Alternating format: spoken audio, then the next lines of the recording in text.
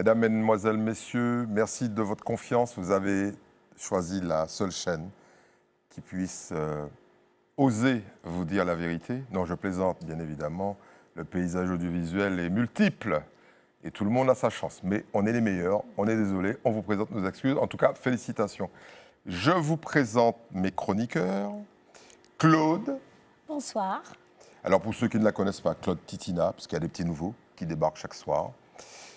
Elle est redoutable, vous allez voir. On a récupéré un béquet. Il y en a plein, mais celui-là, il nous est fidèle. Emmanuel de Rénal. Bonsoir, Eddy. Félicitations. On a récupéré un petit jeune qui traîne sur le campus, qui cherche désespérément à s'exprimer. Nous, on l'aime. Donc, Bertrand-François Lubert, bonsoir. C'est pas vrai. Bonsoir, monsieur Eddy Marajo. Et bien évidemment, on a notre imperturbable ex-membre de la nomenclature politique, Frédéric d'Espagne. Bonsoir Frédéric. Je savais que vous n'alliez pas me louper. Ah bah, Bonsoir c'est clair. Eddy, De bonsoir. toute façon, vous venez spécialement pour ça. Absolument, à tous nos chroniqueurs et tous nos téléspectateurs. Alors, on dit bonsoir également à notre équipe. Vous allez voir, ils sont parfaits. Et puis, à la fin, vous allez voir, il y a deux très, très bonnes nouvelles pour vous et pour la chaîne. Bon, on va commencer par ce qu'il y a de plus sympa quand même. Il n'y a pas beaucoup de secteurs économiques qui vont bien. Emmanuel va confirmer. Et là, bonne nouvelle, le tourisme, ça cartonne. C'est parti, sujet. Chaque semaine, des milliers de croisiéristes débarquent en Martinique pour des escales de quelques heures.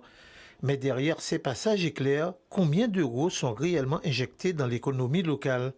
À peine arrivés à quai, ils partent à pied ou en écotaxi à la découverte de Fort-de-France, l'une des excursions les plus prisées. Bonne impression, le soleil et surtout l'accueil très chaleureux de la Martinique. On a un petit peu marre de la grisaille de la métropole en ce moment. On s'est dit que Martinique, avec son soleil et ses jolies couleurs, ce serait intéressant. J'essaie de rester le plus quantité de temps que possible. Donc ça ira arriver jusqu'à peut-être 18 heures aujourd'hui. J'ai prévu par exemple une visite à certaines places importantes pour voir la nourriture locale et l'essayer. We have two big people in the Caribbean. The name was the Kalinengo and the Awawak. Sachant qu'ils ont tout gratuit sur le bateau, il y a des gens qui ne vont pas vouloir dépenser. Mais il y en a d'autres qui viennent dans l'optique de découvrir la culture caribéenne et antillaise. Dans le centre-ville, les commerces s'adaptent au rythme des bateaux et à une clientèle de passage. À la fois, ils vont consommer des kebabs, mais aussi des pizzas. Et le chiffre, ça se ressent bien. Donc moi, je dis que les croisières, ça a du bon. La croisière génère un chiffre d'affaires estimé à 330 millions d'euros. Environ 300 emplois directs et indirects dépendent de cette activité qui reste porteuse malgré son caractère saisonnier. La croisière s'inscrit comme un pilier à part entière de la stratégie touristique de la Martinique. La croisière se porte bien et c'est un secteur qui aujourd'hui est en grande activité. C'est un secteur qui est en progression. C'est un secteur qui aujourd'hui apporte aussi beaucoup au territoire. Sur 2025, on a eu quand même plus de 320 000 croisiéristes et 380 000 excursionnistes. Et ça, c'est quand même plus de 20% d'augmentation par rapport à l'année précédente. Face à une clientèle en constante évolution, l'offre doit encore s'adapter et se renforcer. Ce qui est important, c'est de pouvoir dire le nombre d'excursionnistes par escale. Et aujourd'hui, on est à un ratio qui est relativement, je ne dirais pas bas, mais qui est très perfectible. Il est à 23-24%. Donc c'est 23-24% de l'ensemble des personnes qui descendent. Il faut augmenter ce ratio. C'est très important, donc être encore plus attractif, de façon à ce que ce chiffre d'affaires dont on a parlé tout à l'heure, de 33-34 millions, lui s'améliore encore.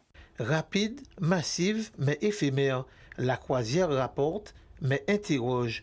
Tout l'enjeu pour la Martinique, transformer ces escales de quelques heures en véritable levier économique à long terme.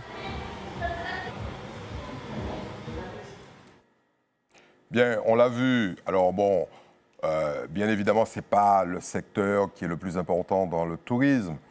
C'est bien évidemment tout ce qui touche à l'hôtellerie et aux touristes de séjour. Mais la croisière, ça pèse malgré tout. Et on va demander à Claude Titina, qui est une spécialiste de l'économie, il faut le dire, de nous dire si en réalité quelques dollars ou quelques dizaines d'euros par tête, par croisiériste, Oui. Est-ce que ça vaut le coup d'investir encore et encore dans la croisière? Écoutez, Je me fais évidemment l'avocat du diable. bien sûr. D'abord, premièrement, il y a eu une augmentation du nombre de croisiéristes. Ouais.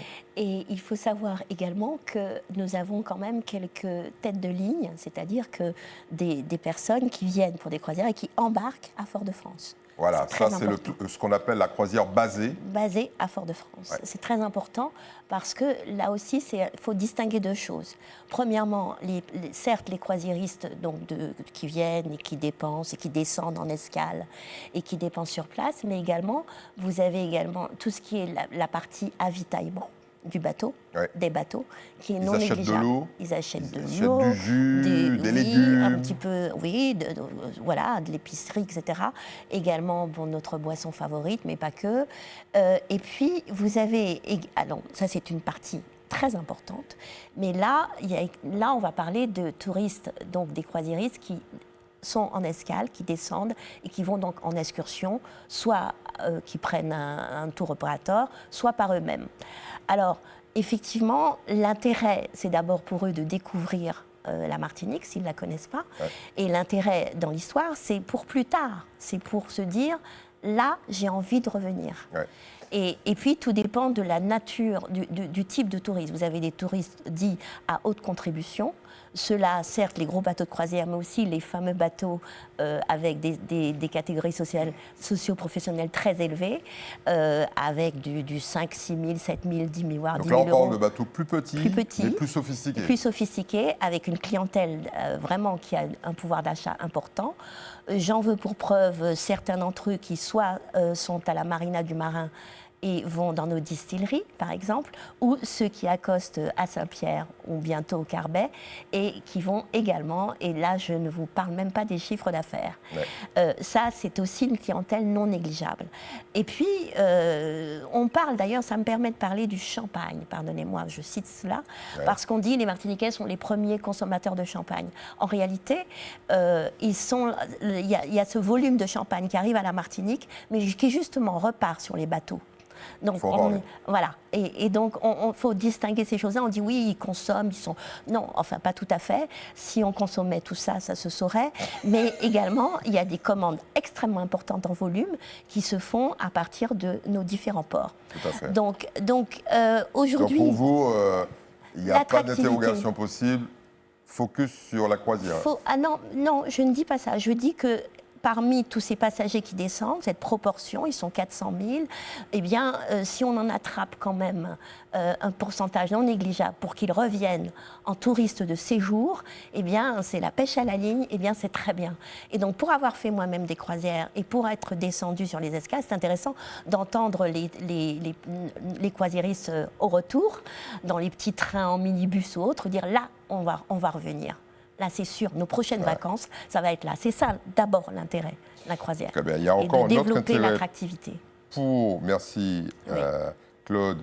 Emmanuel, il y a quand même un intérêt majeur pour les compagnies de croisière, c'est qu'il y a quand même 75 000 Martiniquais qui partent chaque année en croisière. Alors, on comprend que le tourisme de croisière basé est fondamental pour les gens qui viennent. Alors, j'ai regardé, il y en a qui viennent du Brésil. Ah oui, partout donc de Sao Paulo ou de Rio. Oui. Il y en a qui viennent d'Allemagne, d'Europe, d'Allemagne, du qui Portugal. Débarquent directement. Mais il y a les Martiniquais qui font que MSC, par exemple, a dit, moi, cette année, je mets 2 bateaux et j'en mets un toute l'année, 24 heures sur 24, si j'ose dire. Il ne faut pas l'oublier, ça. Oui, en effet. D'ailleurs, il y a même aussi les populations seniors qui profitent des croisières et qui, finalement, ont fait un calcul assez simple. C'est que parfois, ça coûte peut-être moins cher d'être logé, nourri, blanchi à bord des bateaux plutôt que de payer un EHPAD, etc. Donc il y a aussi ce tourisme-là qui se... Elle est excellente, Emmanuel. Voilà. Donc au lieu d'aller à l'EHPAD, d'aller en croisière. Aller en croisière. Vous êtes un excellent publicitaire, donc on va... Mais qu'est-ce qui ferait que les autorités politiques martiniquaises ne font jamais de communication sur la croisière? Il n'y en a pas un qui monte en disant il faut absolument défendre la croisière. En dehors de la présidente du CMT. Oui, d'ailleurs qui font le CMT qui fait un bon travail, il faut le souligner. Moi, je crois que la croisière... moi, ce qui m'enthousiasme dans ce qu'on est en train d'observer, c'est que, la croisière marche bien, mais que deux, il y a encore des potentiels incroyables de progrès sur la base de la filière telle qu'elle existe. On a beaucoup de bateaux qui arrivent, on a un taux de croisiéristes, de gens qui débarquent des bateaux qui est assez faible, c'est 20%, 20-25%. Il suffirait de tripler... Alors, ça, ce taux-là, c'est des gens qui débarquent et qui font des excursions. Oui. Sinon, il y en a plein qui débarquent, font un tour en ville et remontent manger dans le bateau. Il y a quand même une très grande majorité de gens qui restent à bord. Qui restent à bord. Et je pense que la stratégie maintenant, c'est de se dire comment faire pour que la grande majorité des gens qui sont à bord sortent du bateau et ensuite rentrent dans un circuit économique intéressant. Et moi, j'ai une proposition à faire. J'en ai déjà parlé depuis longtemps, c'est un peu mon dada. Vous savez que un des points forts du tourisme à la Martinique, c'est le spiritourisme. C'est le tourisme à travers notre industrie du rhum. Je crois que si la Martinique se positionne dans son marketing comme étant la capitale mondiale du rhum, exactement comme l'Écosse l'a fait avec le whisky, par exemple, eh bien, on pourrait... je vois mal un touriste qui aborde l'île ne pas débarquer pour avoir une expérience autour du rhum. Et non loin du débarcadère, vous avez une très belle tour qui s'appelle la Tour Lumina. Et moi, je propose d'affecter sur les derniers étages de cette tour une cité mondiale du rhum, exactement comme ça existe à Bordeaux avec la Cité du Vin. Donc, l'équipement est là. Cette tour pourrait incarner la Cité mondiale du rhum. Et là, je vous garantis que si on met ça en place, c'est pas très compliqué. L'équipement est déjà là. On met tous nos rhummiers dans ces deux étages supérieurs de la tour. On met une très belle enseigne pour que depuis le bateau, on voit écrit Cité mondiale du rhum. Eh bien, on aurait pratiquement 100% des touristes qui débarqueraient pour rentrer dans les expériences industrielles du pays à travers cette Cité mondiale du rhum. Bon, vous l'aurez compris, Emmanuel de Rênal s'est transformé en agent immobilier et en commercial pro-Rhum, puisqu'il vient de nous dire, en résumé, que les deux derniers étages de la tour sont vides. Très bien. En tout cas, on retient. Bertrand, vous, c'est pas votre tasse de thé, la croisière. Je ne dis pas que ce n'est pas ma tasse de thé, je n'en ai jamais fait, je pense en faire.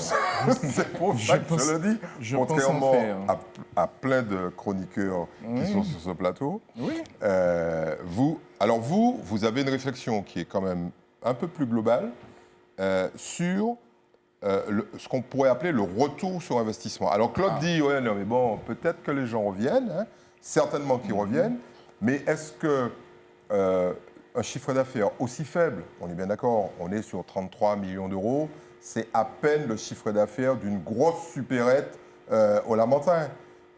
Alors, je me fais un peu l'avocat du diable à nouveau, mais est-ce qu'on a intérêt et comment valoriser les investissements qui sont relativement importants sur cette branche du tourisme? Alors,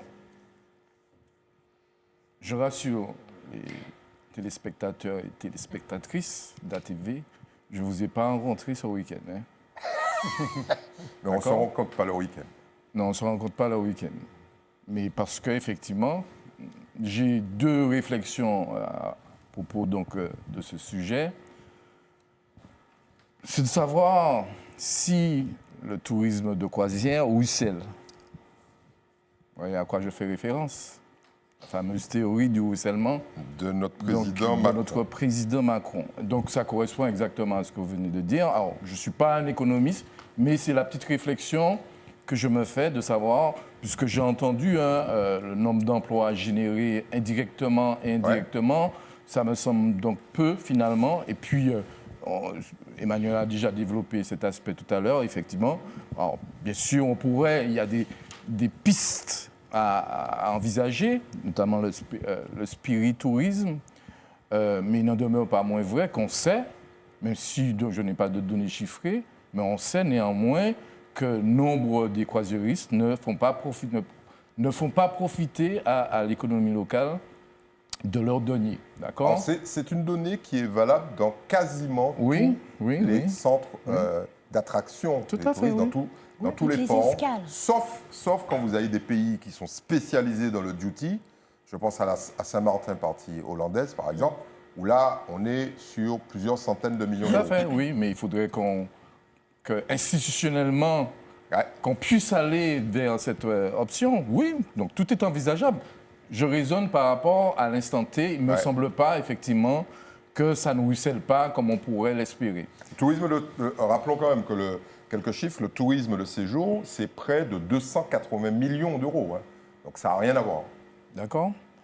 Et puis la deuxième réflexion, parce que c'est une question qu'il faut se poser, par les temps qui courent, compte tenu donc de ce que nous vivons, j'ai aussi donc une réserve par rapport à l'impact environnemental de ces géants de mer aujourd'hui, qui sont donc de plus en plus grands, hauts, et qu'on sait effectivement qu'ils polluent, en plus des pratiques qui sont peu orthodoxes de la part de ces derniers. Donc ce sont les deux réflexions que m'inspire ce sujet. Est-ce que ça ruisselle? Et donc, quant à la question, donc, quant à l'impact environnemental de ces bateaux et par conséquent de cette industrie, parce que c'est une véritable industrie aujourd'hui. Tout à fait. Alors on retient vos interrogations, d'ailleurs on l'invite que pour ça, mais peut-être qu'une partie des réponses à vos questions seront apportées par Frédéric. Je ne demande que ça. Alors Frédéric, à Marseille, il y a des gens qui se sont rebellés contre les géants. À Venise, à Nice, oui, tout à fait. À Nice, le maire a interdit aux bateaux d'entrer dans sa ville. À Venise, on les a carrément mis de côté. Exactement. Est-ce que ce serait sympa et intelligent d'interdire aux bateaux de croisière d'accoster dans notre ville?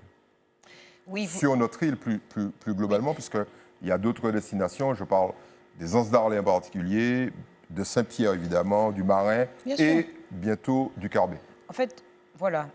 Merci, vous me positionnez d'un point de vue macro, parce qu'il y a deux grands mouvements qui se passent au niveau de la croisière. Il y a un boom, on l'a dit et redit, depuis l'après-Covid. Vous vous souvenez qu'elles avaient beaucoup souffert, ces croisières, pendant le Covid. C'était les premières, d'ailleurs, à fermer leurs portes. À fermer. Et on a une sorte d'énorme boom avec plus de 35 millions de passagers. Donc, et puis, en fait, tu as parlé des EHPAD, enfin des seniors, mais les croisiéristes, certes, séduisent tous les segments, mais particulièrement les jeunes avec cette formule all-inclusive. Et on se retrouve, ça c'est le premier mouvement, et avec un deuxième mouvement où les villes européennes, Venise, Amsterdam, Palma, Barcelone, je pourrais en citer plein, tirent le rideau, justement pendant cette période Covid et après, parce qu'il y a des conséquences écologiques, les ONG n'arrêtent pas de le souligner, des particules, enfin du soufre, c'est absolument dangereux pour les coraux. Et on a ces deux mouvements, ce choc des titans, voilà, économique et environnemental. Et puis, on n'en est pas là dans le centre-ville de Fort-de-France, mais beaucoup de centres-villes périurbains et urbains se plaignent. Bon. Alors, il faut quand même rappeler qu'il n'y a pas que les bateaux qui arrivent, on va dire, dans la baie et à proximité du centre-ville. Il y a aussi des bateaux qui vont sur le port, et le port fait un excellent travail d'accueil, de gestion de ces énormes bestiaux qui débarquent. Exactement. De toute façon, il y a aussi des limitations par le port, il y a des réglementations, il y a du cadre. Ça, et il s'améliore. Et puis, il y a aussi un développement de ce qu'on appelle les boutique ships, c'est-à-dire des bateaux... en fait, c'est l'équivalent de boutique hôtel, des bateaux avec des tailles plus modestes et qui permettent d'avoir un aspect peut-être un petit peu plus écologique, mais qui sont aussi beaucoup plus haut de gamme. Mais en tout cas, pour en revenir sur l'aspect proprement économique et peut-être pour brosser un peu la synthèse, je crois, enfin la mienne en tout cas, je crois que c'est beaucoup d'infrastructures, beaucoup de coûts, beaucoup de dégâts environnementaux pour très peu de profit pour la destination. D'ailleurs, c'est volontairement, on n'a pas vraiment de statistiques sur le ticket moyen du croisiériste. On l'a sur le tourisme de séjour, on l'a sur le tourisme d'affaires. Vous connaissez ma préférence pour le tourisme d'affaires, qui est un vrai travail, celui que les institutions touristiques devraient faire, parce que c'est le tourisme d'affaires qui marge le plus, qui nous ramène un prix moyen important. Je suis désolée, c'est lui la première cible, c'est le tourisme d'affaires. Vient ensuite le tourisme de séjour.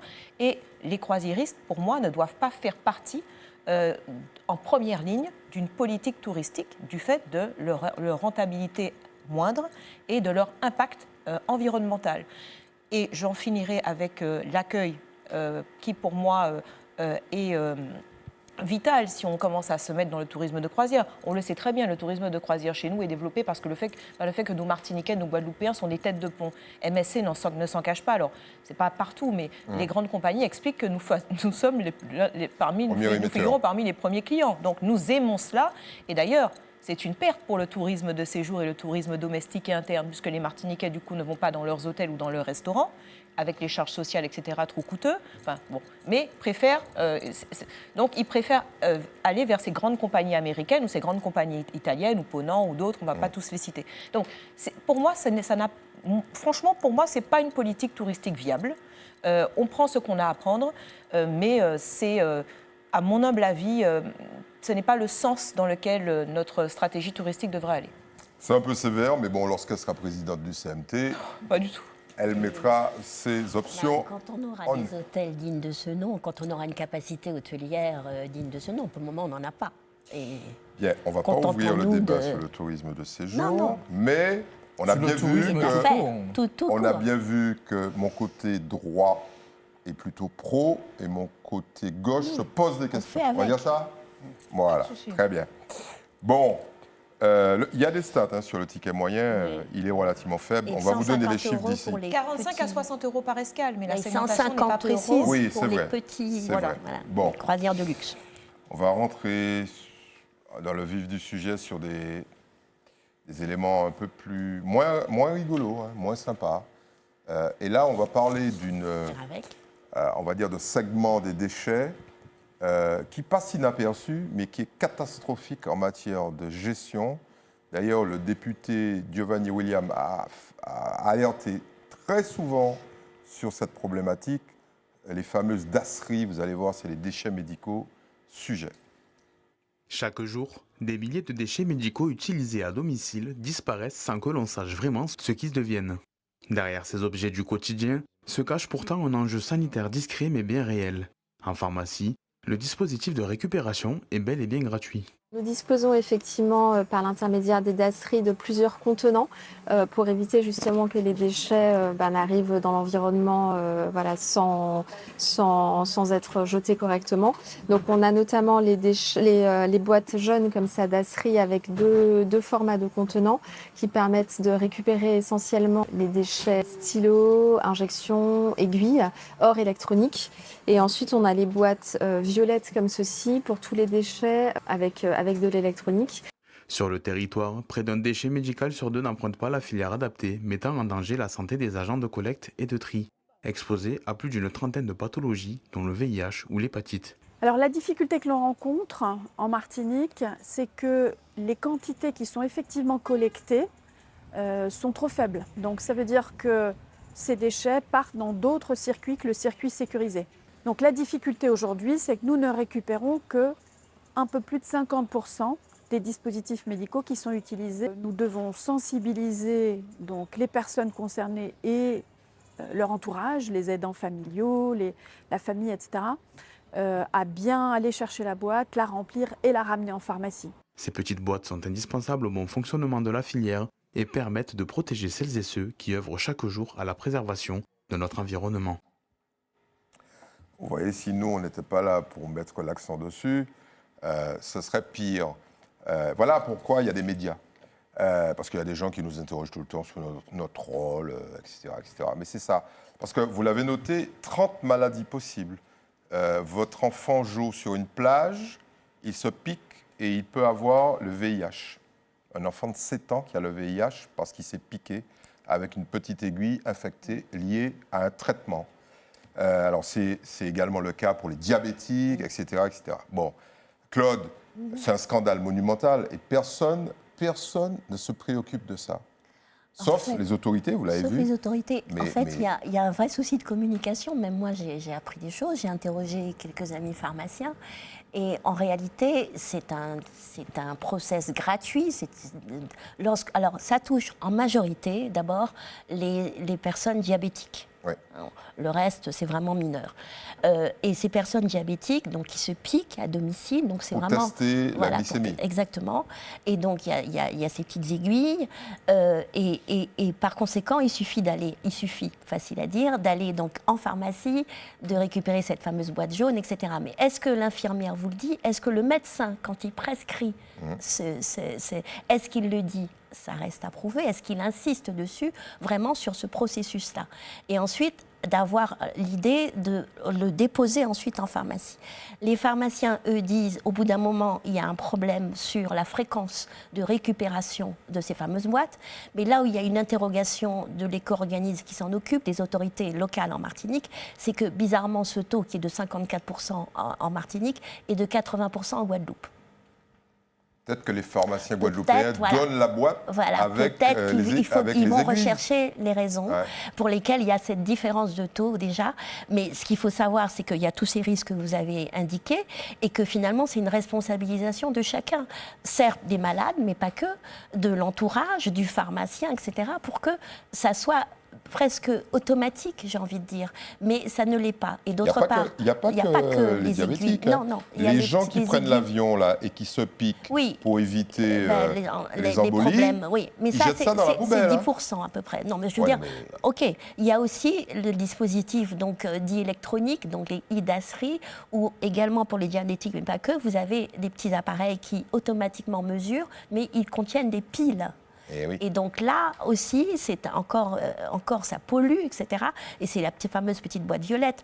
Donc ça a l'air comme ça simple. Ce qu'il faut comparer, moi j'aime pas beaucoup comparer, vous savez, avec les chiffres de l'Hexagone, mais il se trouve que ce taux de 54%, c'est celui qu'on a en Ile-de-France. Mais ce n'est pas une raison. Ça veut dire qu'on a quand même... Ils sont aussi mauvais que nous. Ils sont pas très bons. Mais ça veut dire... Et or, les EPCI les reçoivent également de l'argent pour pouvoir communiquer. Il y a tous des dispositifs qui sont mis en place et les campagnes de communication sont financées. Donc qu'est-ce qui se passe? À quel niveau? Un souci. Ça, c'est la question. Et on reviendra d'ailleurs sur le rôle des éco-organismes. Des éco-organismes et des maires et des futurs élus qui iront siéger dans les EPCI. Exactement. Nous sommes en pleine municipale. Il faut quand même qu'ils aient conscience également.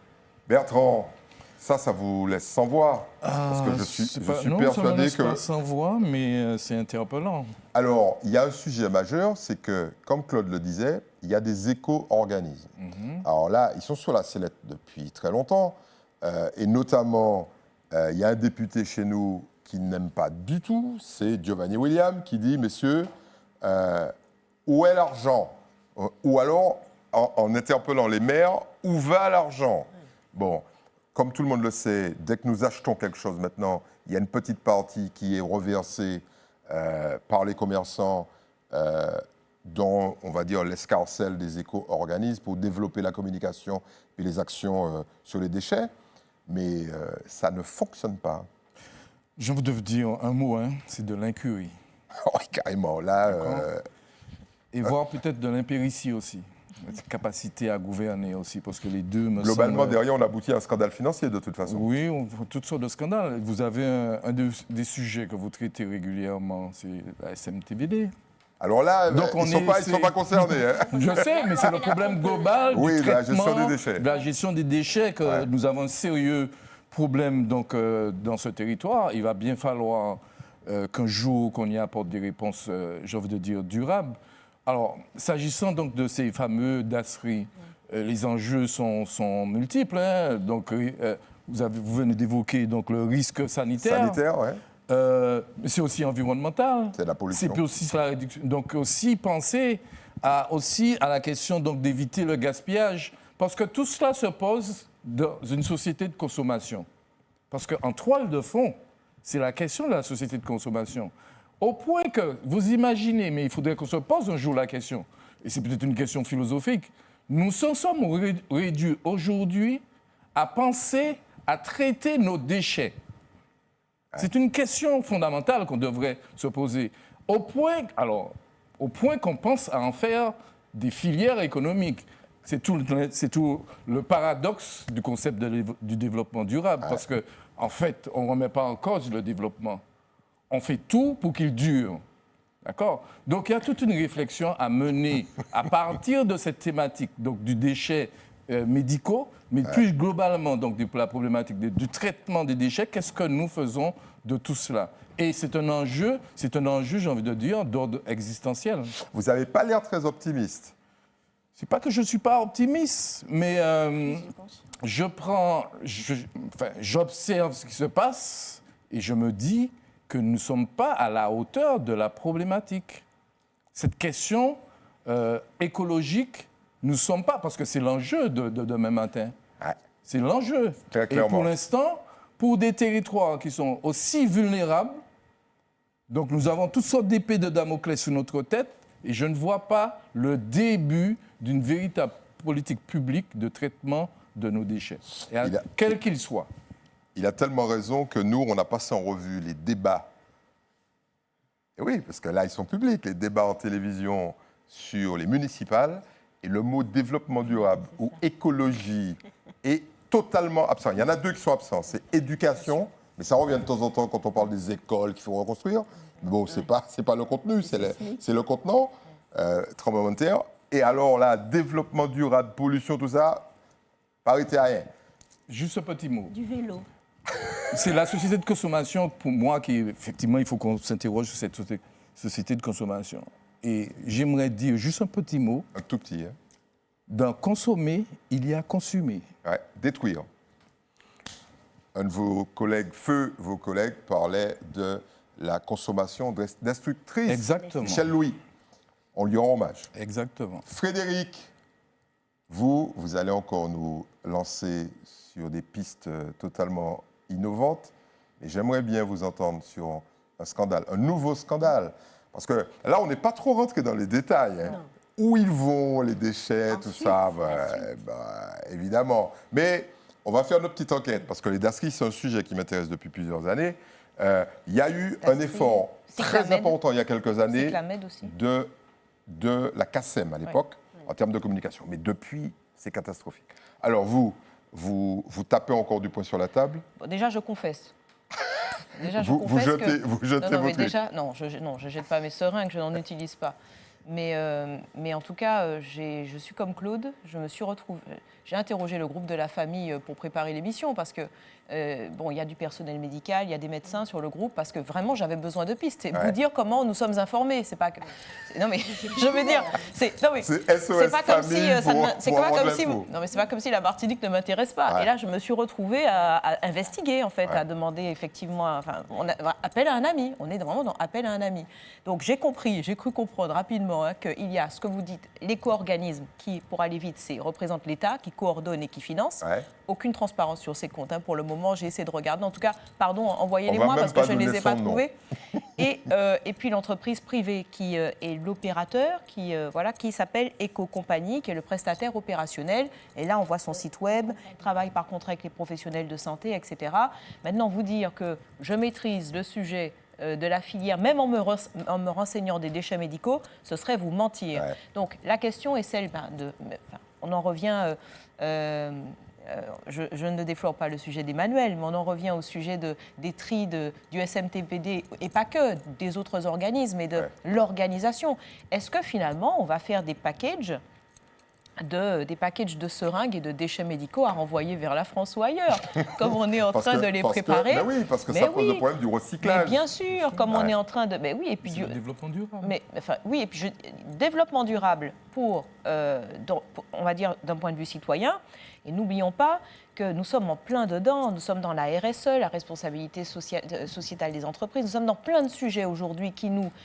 On sait très bien que c'est une urgence et pourtant, le cerveau humain, il est toujours dans cette sorte de survie et de court terme. Néanmoins, pour les déchets médicaux et pour tout le reste, je crains qu'on se retrouve encore dans une sorte de configuration. Alors on dit plus tutelle, on dit que quand l'État s'en mêle, de surveillance renforcée, ça va être pourquoi les déchets médicaux, les déchets en général, le transport, enfin vraiment, il faut vraiment qu'on s'interroge. Maintenant, s'il faut...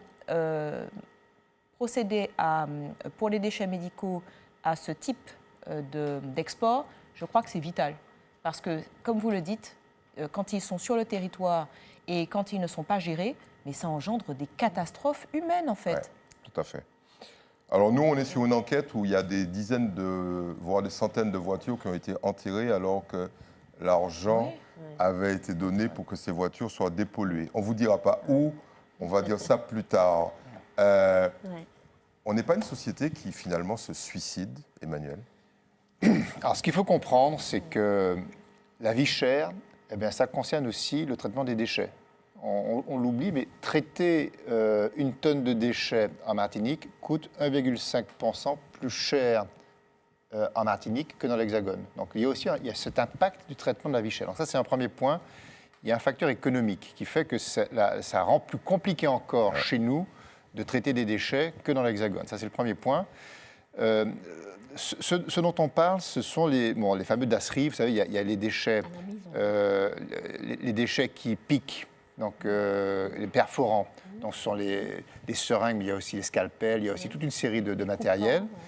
Vous avez des déchets mous, les gaz, etc. Et puis, vous avez des déchets liquides, des plasmas, des choses, et y compris des déchets corporels qui viennent des... Bon, tout ça, il y a une infrastructure qui permet de traiter ces déchets. Ça existe. Après, il y a des acteurs qui rentrent en ligne de compte pour pouvoir les traiter correctement. Concernant les déchets coupants, il y a notamment, et là on parlait du SMTVD, qui a quand même la compétence aujourd'hui de traiter et d'incinérer ces déchets, notamment c'est l'unité de traitement du Mans-de-Dillon qui...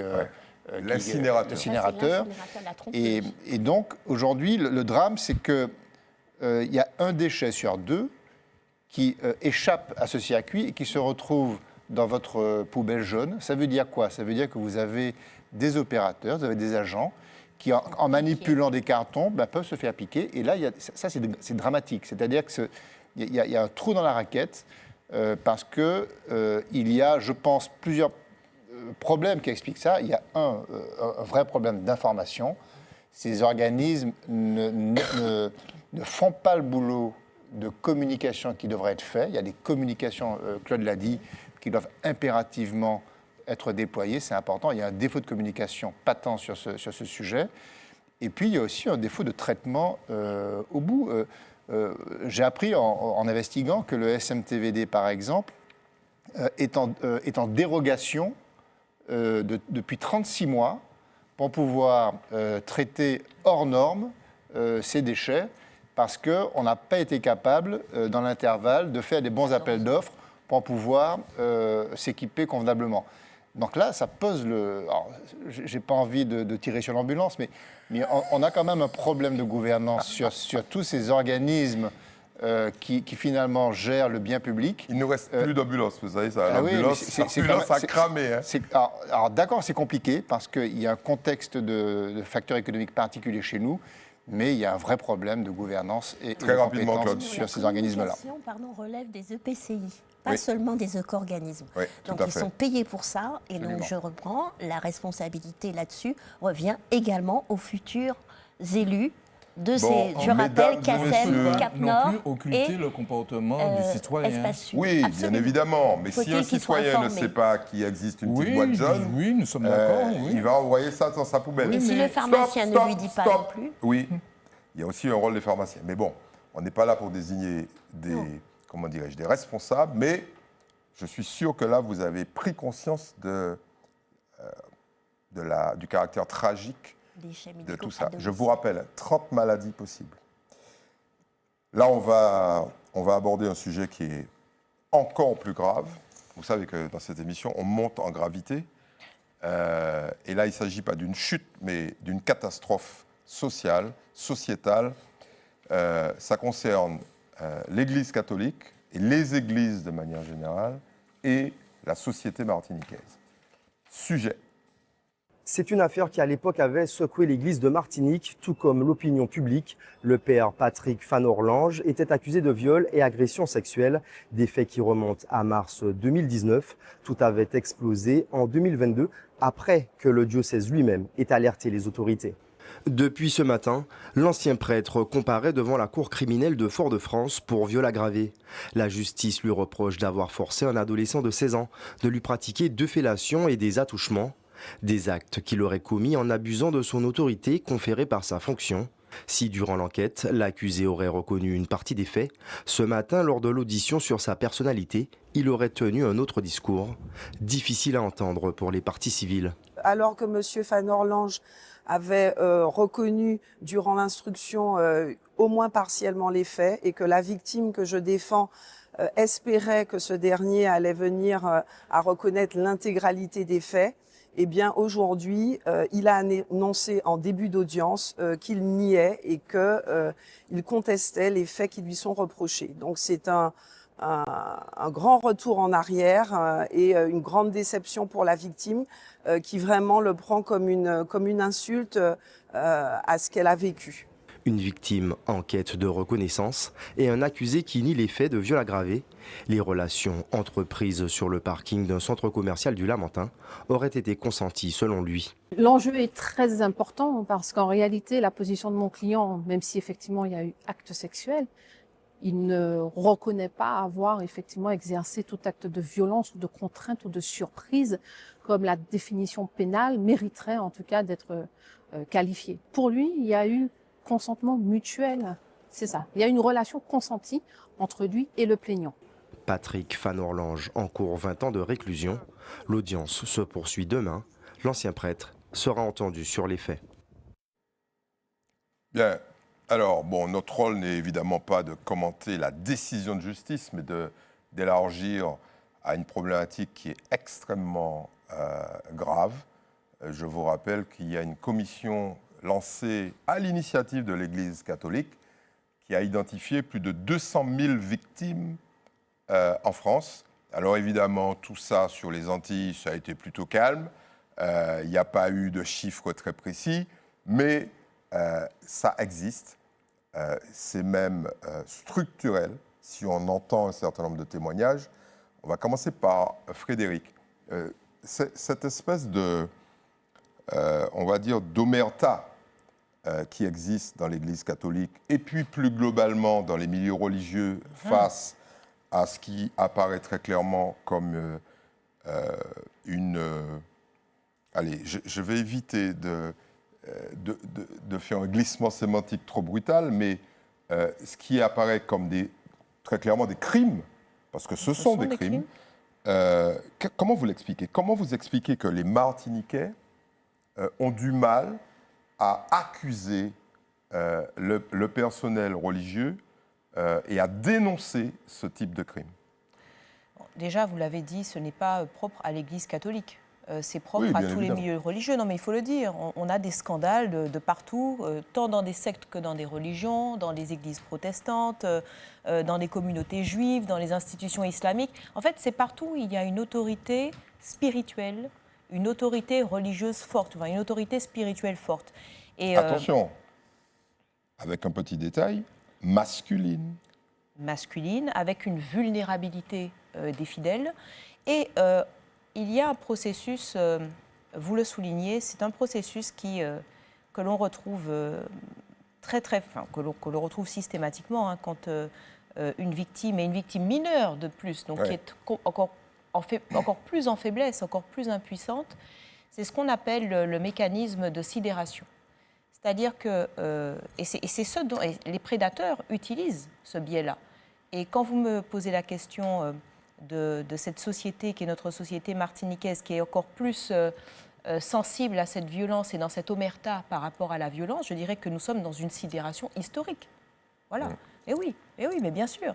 C'est une sidération générationnelle, une sidération historique, puisque nous sommes une culture qui est fondée sur la violence. Donc, on a non seulement cette historicité, et en plus, de façon globale, quand les victimes sont sidérées, il y a ce qu'on appelle le shutdown, c'est-à-dire que la victime, on dit d'ailleurs, elle est très souvent victime d'amnésie, elle ne se souvient plus de ce qui se passe. Le cerveau efface l'acte. Absolument.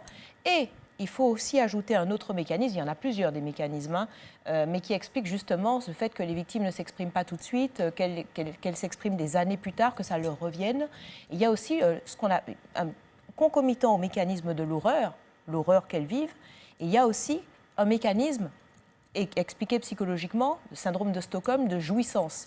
Ça veut dire que les victimes en sont à culpabiliser dans ce syndrome de Stockholm, d'avoir été des victimes et se disent que finalement, elles ont été consentantes, que la relation a été consentie. Et ça, c'est terrible. C'est terrible parce que finalement, les victimes se terrent, si je puis dire, dans cette sorte d'horreur et ne parlent pas. Et il est tout à fait heureux que les victimes puissent voir ce type d'exemple et les familles, parce que nous avons, par rapport à l'autorité spirituelle, religieuse, l'autorité catholique étant extrêmement ancrée, on a pu aussi entendre des scandales dans d'autres milieux, évangéliques, etc., en Martinique. Il y a ce côté où l'autorité, on ne la remet pas en question, du fait non seulement de l'histoire, et puis du fait de la sidération psychologique. Bon. Maintenant, quand il y a ce genre de témoignage, eh bien, finalement, la parole va se libérer et les victimes vont se dire, ainsi que leur entourage, et pourquoi pas moi? Et un dernier conseil, quand il y a une autorité spirituelle, religieuse, psychologique, temporelle, quelle qu'elle soit, surtout, c'est un conseil que je donne aux parents et que j'applique, ne lui donnez pas carte blanche, vérifiez, parlez avec vos enfants le soir, comment s'est passée la journée. Moi, je demande à mon fils, tu me dis si on t'a touché là, etc. Il faut aussi, comme on a beaucoup de tabous sexuels, on a aussi de tabous sexuels liés à notre histoire, à notre culture, on n'ose pas parler de ça. Voilà. Et il y a une autorité qu'on n'a pas nommée, mais qui est extrêmement importante, c'est l'autorité éducative. Oui. Ça aussi, là, il y a plusieurs exemples. Là, c'est la première fois. Alors, j'ai vérifié. Alors, sauf si je me trompe, vous m'appelez, vous me dites, bon, non, tu racontes des conneries. Je crois que c'est la première fois qu'un prêtre en Martinique est condamné pour viol. Alors, Bertrand, vous êtes un spécialiste du droit. La sidération, l'horreur, voire la culpabilisation, empêche tout ça d'arriver sur la place publique, ou alors est-ce que dans la sphère judiciaire, il n'y a pas des gens qui disent « bof ». Parce qu'en arrivé, alors qu'il y a eu des tonnes de plaintes, là aussi, on a vérifié, à une condamnation, il y a quand même un souci. Alors, certainement, donc il y a un souci, mais ce procès est déjà un souci en soi, j'ai envie de dire. Au-delà donc des questions de conjecture, il y a là un vrai souci, parce qu'on parle d'un terme qui a toute sa signification pour le bon fonctionnement d'une société, autorité. Autorité.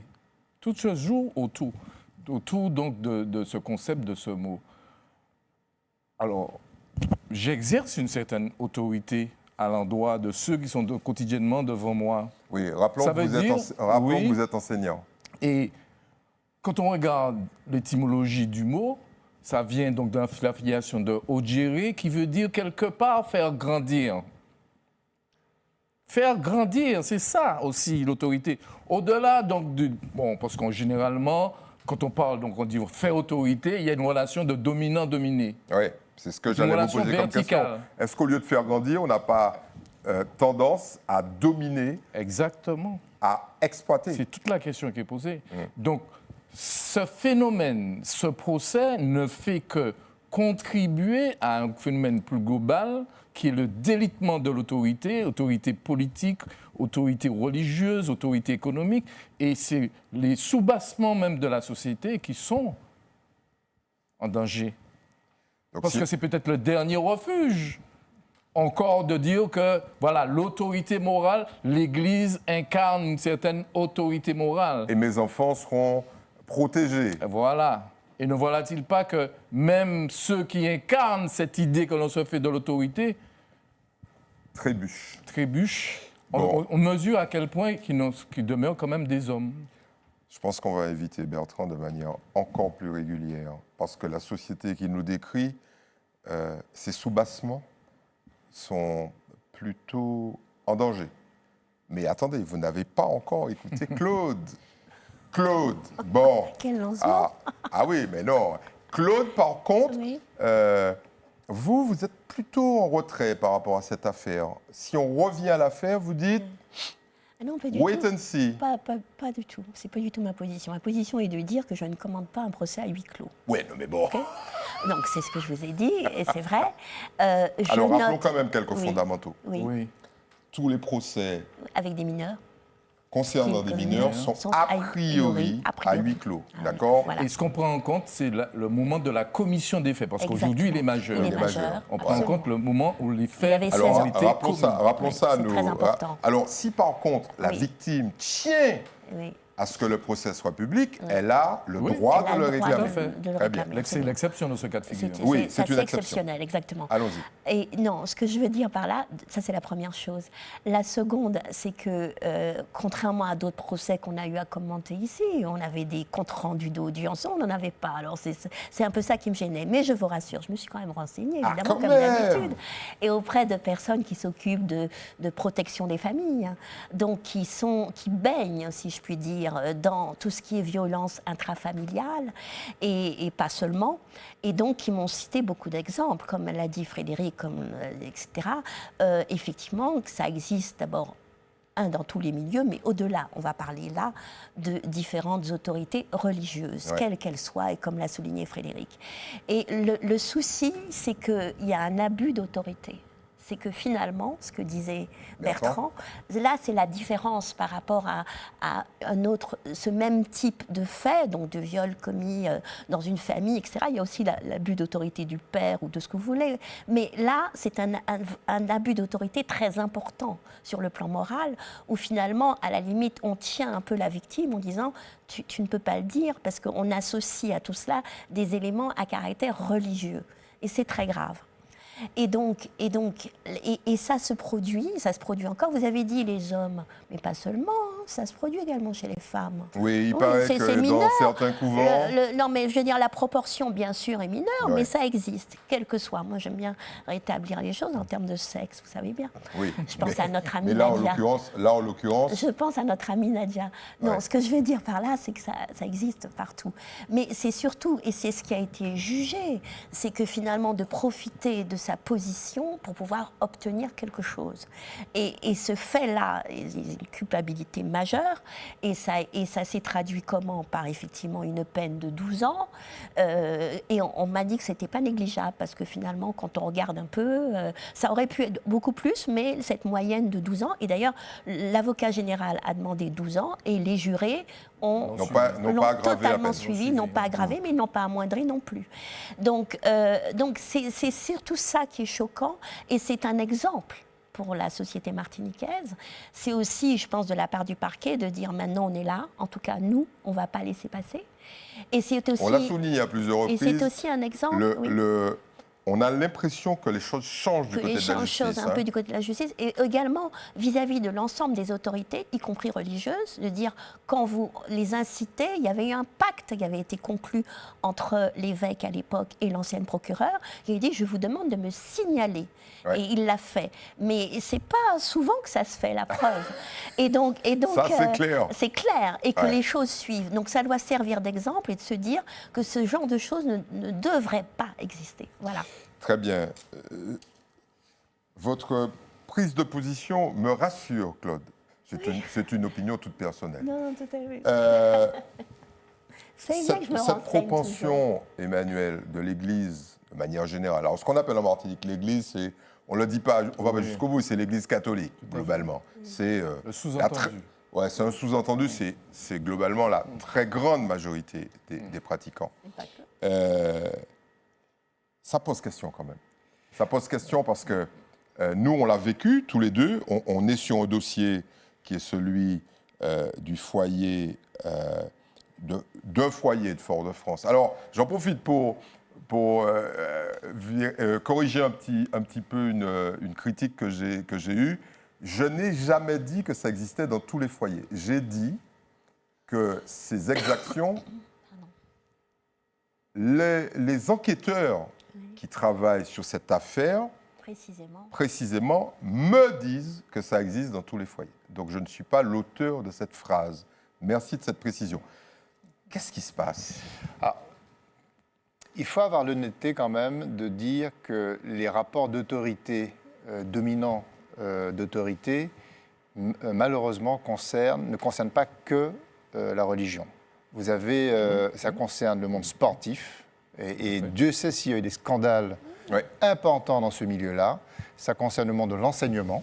Je pense que ce dont vous évoquez je le mettrais plutôt dans le champ de l'enseignement oui, mais là, que de la religion. Mais là, le patron de cet enseignement, c'est quand même le patron de l'Église. Ça existe dans le champ culturel, le cinéma. Bon, il y a l'affaire Epstein, vous voyez, on pourrait déborder.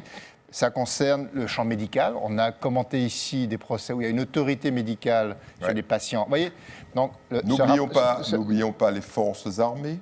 Oui, donc dès lors qu'il y a une autorité qui fait l'objet d'un abus d'autorité, et ça c'est dramatique, c'est-à-dire qu'il y a une espèce d'impuissance à subir ce poids de l'autorité. Et c'est vrai que, en tant que catholique, c'est plus choquant de ressentir que ce malaise fonctionne aussi dans l'autorité purement morale, qui est notamment la religion. Et donc ça, il faut s'en désoler et combattre absolument ce phénomène pour pouvoir veiller à ce que ça ne se produise pas. Mais moi, je me réjouis quand même de ce procès, parce que là, pour le coup, il faut reconnaître que l'Église a été irréprochable. Quand Monseigneur Macaire a eu l'information des faits, il a instantanément saisi le procureur. On aurait pu imaginer qu'il l'enterre. Non, il a été et il a fait confiance à la justice des hommes. Et je pense que ça, c'est un signal. Moi, je le prends plutôt comme ça, en disant j'espère que ça ouvre la séquence du plus jamais ça dans l'Église catholique et dans toutes les sphères où des abus d'autorité peuvent survenir. On est très content que ce soit Emmanuel qui le dise, parce que si c'est moi, je vais me prendre une raclée. David, il faut que tu continues. Voilà, j'ai résumé, c'est bon. Oui. Les plus et les moins. Frédéric. Oui, je vais parler de UB42, du magnifique... Frédéric est complètement déstabilisé. Du magnifique concert. Ah, mais non, je ne suis pas déstabilisée. Juste que je me demande, est-ce que vous allez me laisser le temps? Vous avez l'air tellement pressé. Donc, je voudrais parler de ce concert qui arrive le 5 juillet, la même que vous me mettez, le 5 juillet 2026. Ils vont fêter, donc vous connaissez ce groupe, c'est votre génération, mythique, Red Red Wine, Kingston Town, Falling in Love with You, mais oui. C'est du reggae, rappelons au petit nouveau qui arrive que c'est du reggae. C'est du reggae, ce sera à Lapalooza Arena au François et ce sera un moment à ne pas manquer, c'est mon premier plus. Mon deuxième plus, c'est un grand bravo à notre ami Jean-Michel Loutobi, qui vient de recevoir au Festival régional et international du cinéma de Guadeloupe le prix du meilleur scénario de long métrage pour le film Les Fractures Invisibles. Et cette distinction marque, félicitations Jean-Michel, la 17e récompense pour ce film, un parcours exceptionnel qui témoigne de la force de son écriture, de sa vision et de son engagement artistique. Vous avez raison de souligner que ce n'est pas la première, et à mon avis, pas la dernière. Emmanuel. Alors, deux petits plus. D'abord, très vite, un petit plus pour les équipes techniques de la ville du Diamant, qui, chaque fois qu'il y a un petit peu de sargasse qui arrive sur les plages, ils sont à pied d'œuvre, et ils travaillent, et ils enlèvent la sargasse. Chapeau bas, bravo, parce que, et Dieu sait si récemment il y a eu des vagues importantes, ils étaient au combat, ils ont fait le boulot. Et puis, Emmanuel, je rappelle que nous sommes en période électorale. Oui, mais moi, je pense... alors moi, vous voyez, quand je fais ce commentaire, je pense aux 30 jeunes qui sont en t-shirt bleu sur la plage, qui transpirent le matin. C'est à eux que je pense, en réalité. Et non pas aux élus. Les élus aussi ont leur part de responsabilité positive. Oui. Mais en l'occurrence, moi, c'est cette équipe-là qui vraiment travaille avec beaucoup de cœur pour pouvoir faire en sorte que nos plages soient praticables. Et puis un petit rendez-vous que je voulais aussi proposer aux téléspectateurs, un rendez-vous tous créoles qui aura lieu ce jeudi au Linas de Maniti avec le père Sosten Gojo, qui est le curé des Terres Saint-Ville, qui va venir nous parler de son quartier, qui est un quartier multiculturel, puisqu'il concentre beaucoup de communautés caribéennes. Donc c'est intéressant d'avoir son regard sur cette réalité sociale et sociétale. Et puis qui nous parlera également des évolutions de cette paroisse, notamment son fameux pèlerinage qu'il est en train de mettre en place autour du sanctuaire dédié à Saint-Antoine de Padoue. J'en parle parce qu'il y a une dimension touristique, moi, que je pressens, puisque son idée, c'est de faire de ce lieu un lieu de destination de pèlerinage, un peu comme les chemins de Compostelle. C'est-à-dire qu'on pourra partir de Grand-Rivière, de Sainte-Anne, du Marin ou de Sainte-Marie pour, à travers les sentiers, converger vers ce sanctuaire. Je pense que c'était une belle idée et à soutenir. Claude. Alors moi, j'ai deux plus. D'abord, concernant le salon de l'agriculture, quand même. D'abord, pour dire que notre vache, je ne sais pas s'il y a des photos, c'est pas grave. Ah mais oui, voilà André. Notre brahmane, elle est vraiment martiniquaise, elle est enceinte. Elle attend Je ne vois pas le lien, mais bon. Non, mais je plaisante. Elle attend un pivot, ce qui fait qu'elle sera, l'équipe, formidable avec Jessica, qui est ingénieure agro, Abiamal, qui est celui qui s'occupe au quotidien de la vache, Sandrine Ayotte et André, est vraiment formidable. Donc cette équipe qui a beaucoup travaillé, et donc l'année prochaine, on ne sait pas encore si elle sera en Égérie, mais au moins elle sera avec son petit veau et ce sera une attraction. Le deuxième plus concerne, la série Salon de l'agriculture. Vous savez que nous avons eu donc des médailles. Pour nos romiers, n'est-ce pas? Voilà, donc on en a. Moi, je veux saluer Julien Timon à travers cette photo, qui est le maître de chai de Clément. Et Julien a pris la succession très lourde de Robert Perronnet. C'est pas facile, le voilà. C'est une transmission positive qui s'est faite, puisqu'il a récolté cette fois-ci 5 médailles. Donc bravo à Julien Timon. Et puis, pour finir encore sur ce salon, nous avons donc une médaille avec donc Claudine Nesson, qui est venue et qui a dédié sa médaille tout simplement à Biguine. Et puis Claudine aura une actualité, la distillerie aura une actualité cette semaine, vous verrez, concernant à nouveau les travaux de la route qui ont redémarré devant la distillerie. Voilà ce que je voulais dire. Et donc pour terminer, juste pour dire, la semaine prochaine, c'est une initiative du général Yvon Carbonel, général de gendarmerie, avec la majeure Jean Privat. Eh bien, ce sera la seconde fois qu'il y aura un séminaire d'immersion créole pour 20 gendarmes volontaires qui ont été nommés ici. Et donc, toute la semaine, eh bien, ils ont eu des cours avant. Et là, ils seront en présentiel avec différents interlocuteurs pour mieux comprendre notre langue et donc pouvoir mieux servir le territoire. Voilà, une belle expérience à suivre. Quand elle démarre, terrible. Bertrand. Alors, je suppose que je n'ai pas beaucoup de temps. De toute façon, je n'ai qu'un plus. Je n'ai pas de moins. C'est déjà pas mal. Le moins, ça aurait été le sujet sur lequel nous venons de disserter, parce que c'est quelque chose qui me tient à cœur. Bon, en tout cas, le plus, c'est ce que notre grand monsieur Aimé Césaire avait appelé donc, une affaire donc, martiniquaise, le fait que notre yole, effectivement, va traverser l'Atlantique pour se rendre au Sénégal. Je trouve qu'il y a beaucoup de symboles à travers cette initiative et puis surtout louer les personnes qui sont à l'origine, effectivement, de cette aventure. Très bien. Alors moi, d'ailleurs, je vous remercie. J'ai l'insigne honneur de vous annoncer 2 plus. Oh non. Et un moins quand même. Un petit moins. Même. D'abord, on va le voir en images. Il y a une nouvelle émission que vous aurez le plaisir de découvrir sur les antennes d'ATV. Vous savez que nous, on ne recule pas devant la prise de risque. Cette émission s'appelle La vérité révélée. Est-ce qu'on a les images? C'est parti. Sujet.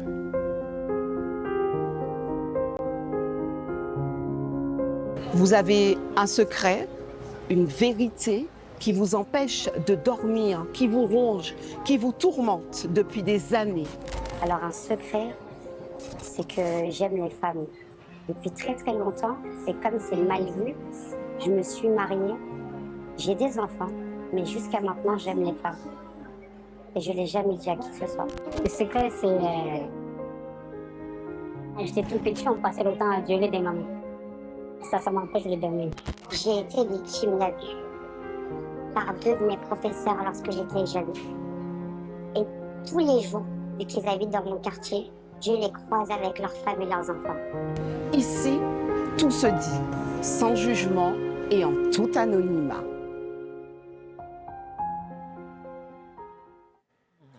Alors, Régine Germani fait déjà une émission qui est l'émission la plus regardée du paysage audiovisuel martiniquais.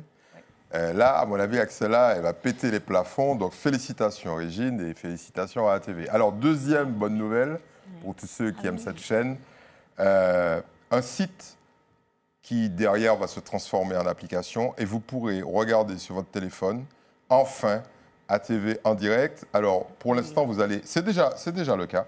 Vous allez sur votre téléphone et vous recherchez le site atvplus.fr. Alors, j'appelle ATV, normalement, ça doit être sur un déroulant, plus PLUS, n'allez pas me mettre le signe plus, hein, PLUS.fr. Et là, vous aurez le plaisir de nous voir en direct avec les replays, parce qu'il y a des gens qui n'arrêtaient pas de taper du poing sur la table, dont Claude, évidemment, qui n'avait pas ses émissions en replay, etc. Puis le moins, alors, il y a une nouvelle affaire qui est en train de monter. Alors, je ne vais pas donner trop de détails, vous savez comment on fait un teasing, on parle du début.